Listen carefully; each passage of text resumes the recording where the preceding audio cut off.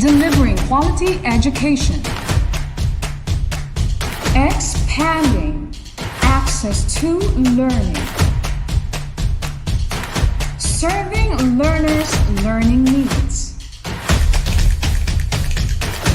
tackling challenges of the present time, supporting every learner's dream,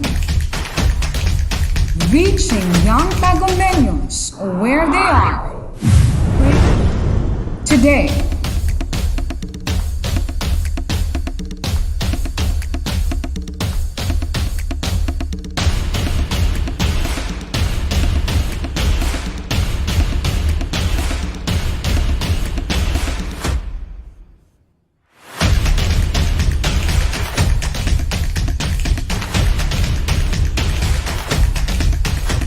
From the music capital of the Philippines, advancing in the challenge of distance learning, the official TV-based instruction of DepEd Tagum City, bringing you quality education straight to your home.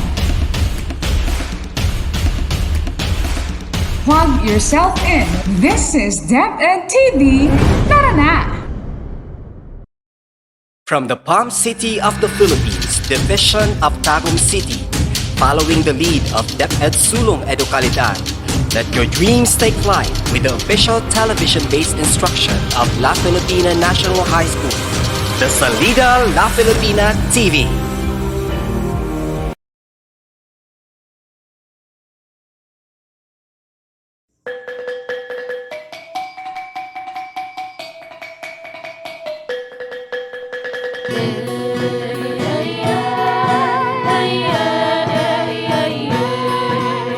Salida la Filipina, ang iyong pangarap ay kikislap.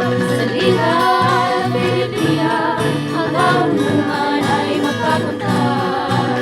Salida la Filipina, edukasyon, abot kamay. Salida la Filipina, ang tagakay sa tagumpay. Mga kabataan, huwag panghinaan. Salida la Filipina ay bigyan daan. Ito ay magbibigay ng kaalaman. TV naman ngayon ang inyong paaralan. Mahirap man ang inyong sitwasyon, tayo ay magtulungan para sa edukasyon. Bawat isa ay mayroong misyon, matutong mabuti, maging inspirasyon. Salida la Filipina, ang iyong pangarap ay kikislap. Salida la Filipina, ang karunungan ay makakantar. Salida la Filipina, ang edukasyon, abot kamay. Salida la Filipina, ang tagakay sa tagumpay. Hey, hey, hey, hey, hey, hey, hey.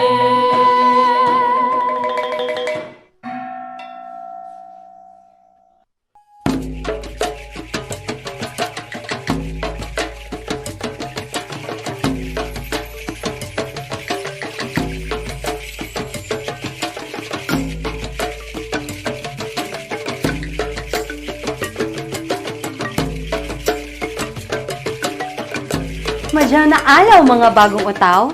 Magandang umaga mga bata. Ako si Ginang Jolly May Kaasi Conchas, ang inyong guro sa araw na ito, na maghahatid sa inyo ng panibagong kaalamang tiyak kong kapupulutan ninyo ng aral. Sabayan ninyo ako sa isang paglalakbay dito sa Salida La Filipina TV. Halina't manood, matuto at maging produktibo.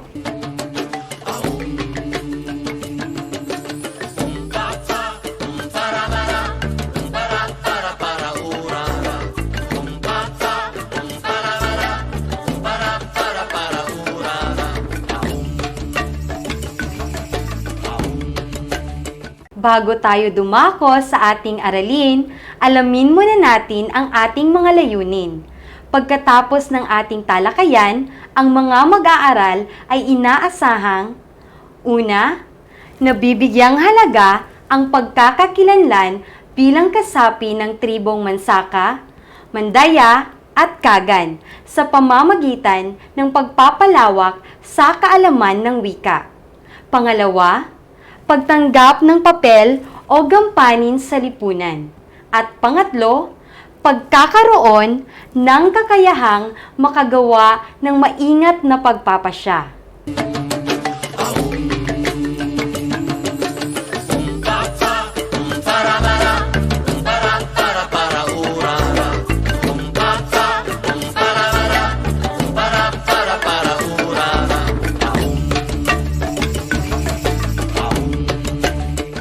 Ating subukin ang inyong kaalaman na may kaugnayan sa mga gawain ng Indigenous Peoples Education Program. Handa na ba kayo? Una, lalaki ay sa usog, babae ay sa A. Abay, B. Bahay, C. Bubay. Ang tamang sagot ay letrang C. Bubay. Pangalawa, ano sa wika ng tribong Mansaka ang mapagmahal? A. Mahigugmaunan, B. Mauyanan, C. Yamalugan. Ang tamang sagot ay letrang C. Yamalugan. Pangatlo, ano ang ipinagdiriwang tuwing buwan ng Oktubre na nakabase sa Presidential Proclamation of Republic Act No. 1906, Series of 2009. A. Pambansang sayaw, B. Pambansang buwan ng taniman, C. Pambansang buwan ng mga katutubo. Ang tamang sagot ay letrang C. Pambansang buwan ng mga katutubo.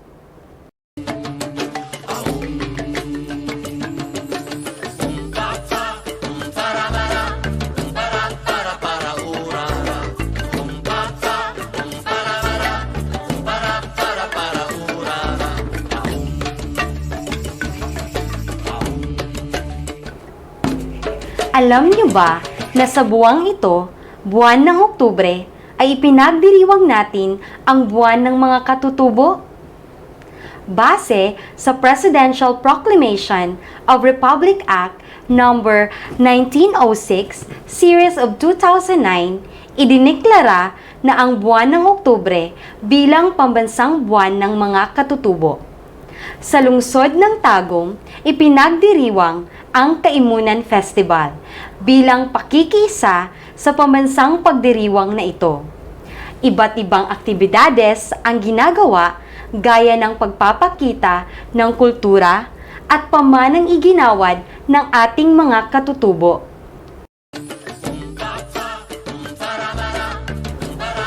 Isa sa mga aktibidades na ginawa ng isang dato sa komunidad ng Barangay La Filipina na si Dato Romeo Dansigan, isang IPMR o Indigenous People Mandatory Representative, ay ang pag-indo sa mga batang nabibilang sa tribong Mansaka. Ano nga ba ang pag-indo?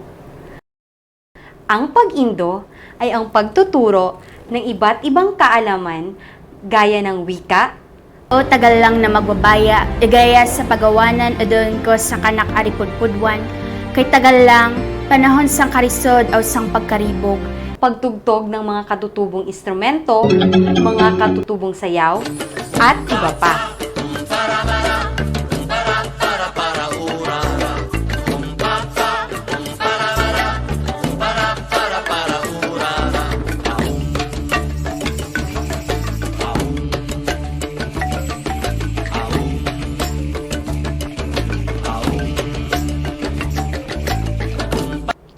Ngayon, ipapakita ko sa inyo kung ano ang mga imahe ng pananamit ng tribong Mansaka, Mandaya, at Kagan. Ang unang larawan ay nagpapakita ng isang tribong Mansaka. Ito naman ang tribong Mandaya. At ito naman ang tribong Kagan. Nakikita niyo ba ang kaibahan? Mapapansin natin na magkakaiba ang kanilang pananamit dahil magkakaiba din ang kanilang kultura at paniniwala. Ngunit, pinag-isa tayo dahil tayo ay mga Pilipino. Napansin niyo ba ang aking kasuotan? Sa anong tribo ito nabibilang? Ito ay sa tribong Mansaka.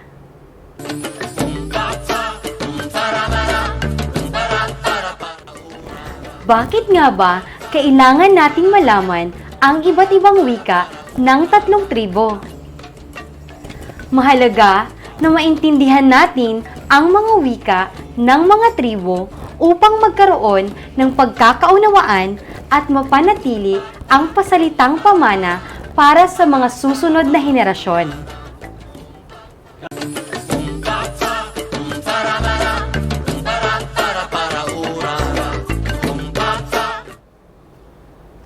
Pagyamanin natin ang ating kaalaman sa wika ng tatlong tribo. Ngayon, isalin ang mga sumusunod na pangungusap gamit ang mga salita ng tribong Mansaka, Mandaya at Kagan. Una, ang aking ina ay mapagmahal. Mansaka, yang kanak ina aw yamalugan. Mandaya, ing kana ina aw mahigog maunen. Kagan, yang ina ko na mauyanan.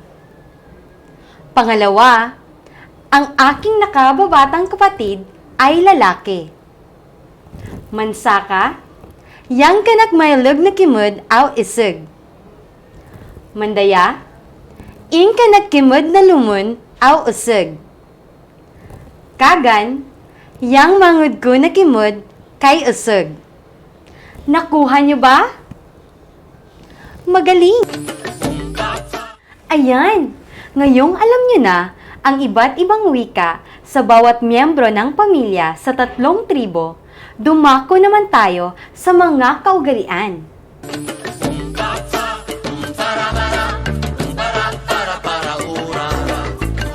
Ilan lang yan sa mga halimbawa ng mga wika na dapat nating malaman upang matukoy ang kaibahan ng paggamit nito. Alam kong marami na kayong natutunan mula sa iba't ibang kultura ng tatlong tribo. Ngayon, subukin natin ang inyong mga natutunan sa ating aralin. Kayo ay bibigyan ng 5 segundo upang sumagot. Kapag narinig ninyo ang tunog na ito, ibig sabihin, tapos na ang oras ng pagsagot. Magsimula na tayo!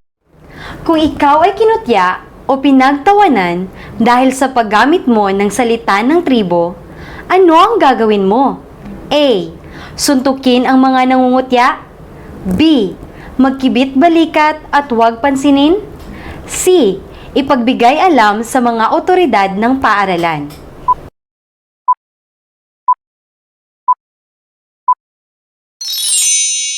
Ang tamang sagot ay letrang C. Ipagbigay alam sa mga otoridad ng paaralan. Pangalawa, ano sa wika ng tribong Mansaka ang mapagmahal? A. Mahigog maunan. B. Mauyanan. C. Yamalugan.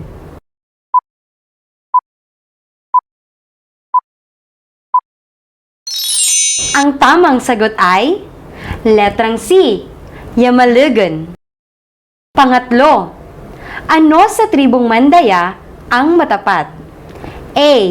Matinud anunay. B. Matungtung. C. Kasarigan.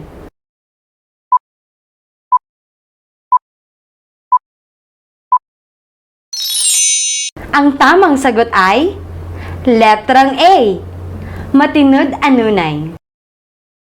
Pang-apat, ano sa Kagan ang nakakatandang kapatid? A. Maguwang. B. Kinamagwangan. C. Panganay.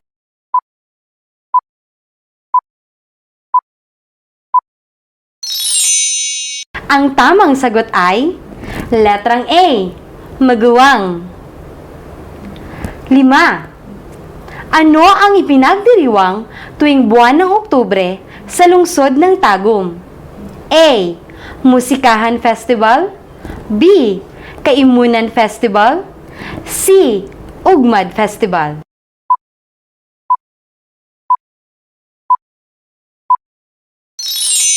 Ang tamang sagot ay letrang B. Kaimunan Festival. Nakuha niyo din ba ang tamang sagot? Magaling! Ngayon, bumuo ng slogan na nagpapakita ng pagmamalaki sa isang tribong kinabibilangan at i-post o ilagay sa inyong FB account. Huwag kalimutang ilagay ang hashtag Ako Ngayon bilang IP. Sana ay may natutunan kayo sa natalakay nating aralin ngayon tungkol sa 3 prominenteng tribo sa lungsod ng Tagum, ang Mansaka, Mandaya, at Kagan. Lagi nating tatandaan na huwag nating ikahiya kung anong tribo ang kinabibilangan natin. Datapwat, ito ay ating ipagmalaki at ipagsigawan sa buong mundo na ako ngayon ay kabilang sa isang tribo na may pagmamahal at pagmamalasakit sa sarili at kapwa-tao. Muli, ako ang inyong guro, Ginang Jolly May Kaasi Conchas, kasama ninyo sa pagtalakay, paglalakbay at paghahatid sa inyo ng bagong aral at kaalaman. Untong salamat. Hanggang sa muli!